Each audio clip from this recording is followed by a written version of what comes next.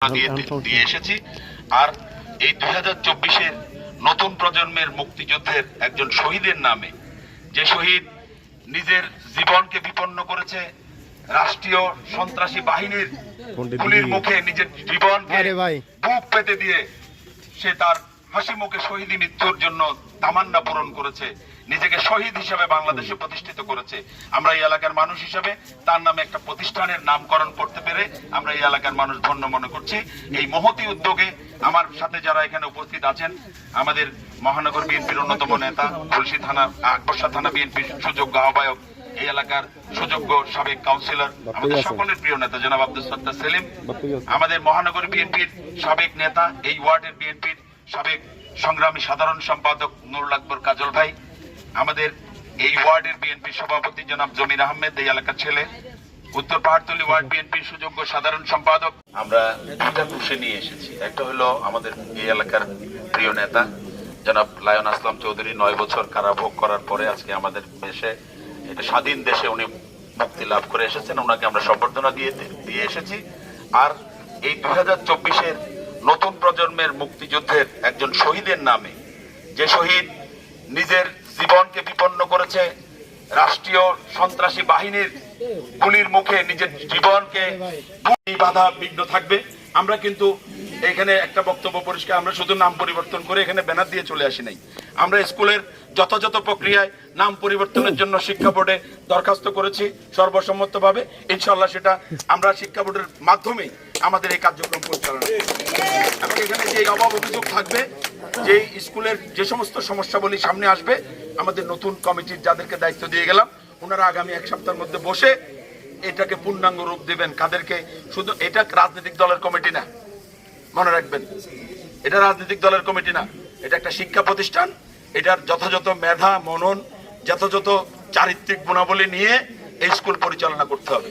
আমরা গতানুগতিক ধারায় আগের মতো যদি করি, এই স্কুলে আগে 95% শিক্ষার হার ছিল, পাশের হার ছিল, আজকে যদি সেটা আমরা 100% উন্নতি করতে না পারি, তাহলে নাম পরিবর্তনের কোনো সার্থকতা নেই।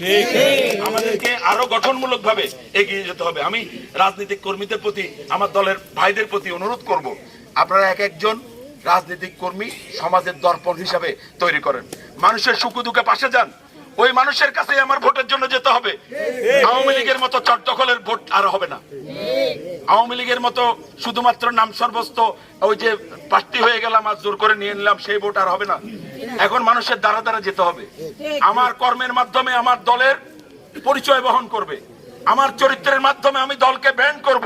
সুতরাং যারা নেতৃত্ব দেন, আপনাদের আচার আচরণ, চাল চলন, কথাবার্তায় শালীন অবস্থানে নিয়ে আসতে হবে। মানুষ যেন মনে না করে আপনার হাঁটা চলায়ও যদি এরকম এরকম দুলে দুলে হাঁটেন, মানুষ বলবে দেখো এখনো তারা ক্ষমতায় আসে নাই, এখনো নির্বাচন।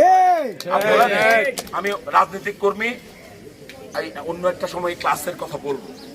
আমি ব্যক্তি নামে, আমার বাবার নামে, এখানে কেউ আপনাকে চিনে? আমার বাবার নাম জানেন? কেউ চিনেন? কিন্তু আমাকে হয়তো চিনে যে ছাত্র দলের দীপ্তি, অথবা যুব দলের দীপ্তি, অথবা বিএনপির একটা কর্মী, এই হিসাবেই তো চিনি।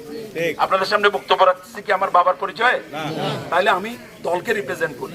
আমার আচার আচরণ, আমার চাল চলনে, আমার চলনে বেলনে, আমার কথাবার্তায়, আমার চারিত্রিক গোলামির মধ্য দিয়ে আমার দলকে প্রতিনিধিত্ব যদি করি, এই দলের আমার চেহারার মধ্যে কোনো কালিমা যদি লাগে, সেটা আমার দলের উপর আঘাত হবে। আমরা কিন্তু সেটা সহ্য করবো না। যাই হোক, সে সাবধান করে দিচ্ছি। আজকে আমি পুরাতন কমিটি ভেঙে দিয়ে শুধু 3 জনের নাম ঘোষণা করছি। আমাদের এই কমিটির আহ্বায়ক হিসেবে এই থানার বিএনপি সম্মানিত সভাপতি, এই এলাকার সাবেক কাউন্সিলর জনাব আব্দুল সত্তার সেলিম ভাইয়ের নাম সম্মানিত করলাম। 2 জন সদস্য হিসেবে দিচ্ছি, একজন এই ওয়ার্ড বিএনপি সভাপতি জমির আহমেদ, আর ওয়ার্ড বিএনপি সাধারণ সম্পাদক হাবিবুর রহমান চৌধুরী। ওনারা মিলে, আমি যেহেতু অন্যদের ক্রাইটেরিয়ার মধ্যে নিলাম, ওনাদের সাথে আলোচনা করে, সকলের সাথে আলোচনা করে করেছি। বাকিটা ওনারা স্কুলের স্কুলের শিক্ষক শিক্ষিকা সহ বসে ওনারা ঠিক করবেন আগামী দিনের পথ চলা। আমি আজকে শহীদ আবু সাইদ স্কুলের শুভ উদ্বোধন ঘোষণা করছি। ইনশাআল্লাহ সর্বসাধারণের মধ্য দিয়ে আমরা এই স্কুলকে এগিয়ে নেব। সকলের দায়িত্ব, আপনারা হাত তুলে বলেন। আপনারা, আমাদের পরিবার নিঃস্ব হয়ে গেছে, কত মানুষ শহীদ হয়েছে, কত মানুষ পঙ্গুত্ব বরণ করেছে। আমাদের সকলের আত্মত্যাগের বিনিময়ে এই পর্যায়ক্রমিক ভাবে ধাপে ধাপে আমরা এই যুদ্ধে জয়লাভ করেছি। আজকে যদি কোনো বর্ণচোরার কারণে, কোনো অনুপ্রবেশকারের কারণে এই ষড়যন্ত্র যদি বাস্তবায়ন হয়, আপনাদের 15 বছরের আপনাদের যে ত্যাগ, এটাও জলাঞ্জলি হয়ে যাবে। আপনাদের সামাজিক নেতৃত্বের মধ্য দিয়ে মানুষের কাছে গণমুখে কাজ নিয়ে যেতে হবে। আগের গতানুগতিক ধারায় জ্বালিয়ে দাও, পুড়িয়ে দাও, ওই অ্যাকশন ম্যাকশন, এগুলো এখন মানুষ পছন্দ করে না। আপনাকে গঠনমূলক ভাবে মানুষের কাছে যেতে হবে। মানুষ মূল্যায়ন করবে আপনার নেতৃত্ব কি। নেতৃত্ব আল্লাহর দান। আপনারা যদি মনে করেন যে আপনারা যুদ্ধ জয় করে ফেলেছেন, বোকার স্বর্গে বাস করছেন। আজকে সামাজিক অস্থিরতা তৈরি করার চেষ্টা করা হচ্ছে, আর এখানে যদি কেউ আমাদের মধ্যে অনুপ্রবেশ করে, সেটা আপনার চরিত্র হনন করছে, আপনার দলের চরিত্র হনন করছে। সাবধান হয়ে যান। আমরা কিন্তু পরিষ্কার ভাষায় বলছি, আমাদের প্রিয় নেতা বাংলাদেশের আগামী দিনের ইনশাআল্লাহ রাষ্ট্রনায়ক তারেক রহমান ঘোষণা করেছেন, কোন অনুপ্রবেশকারী, কোন দুর্বৃত্ত এবং আমাদের দলের নাম ভাঙিয়ে করে তাদের জায়গা বিএনপিতে হবে না, আমাদের দলে হবে না। এটা পরিষ্কার বক্তব্য।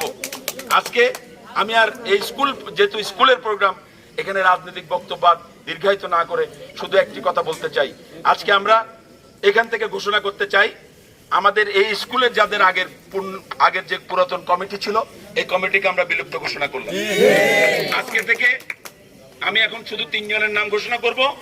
এই 3 জন পরবর্তীতে সকলের সাথে সমন্বয় করে শিক্ষক সহযোগিতা করবেন ইনশাআল্লাহ।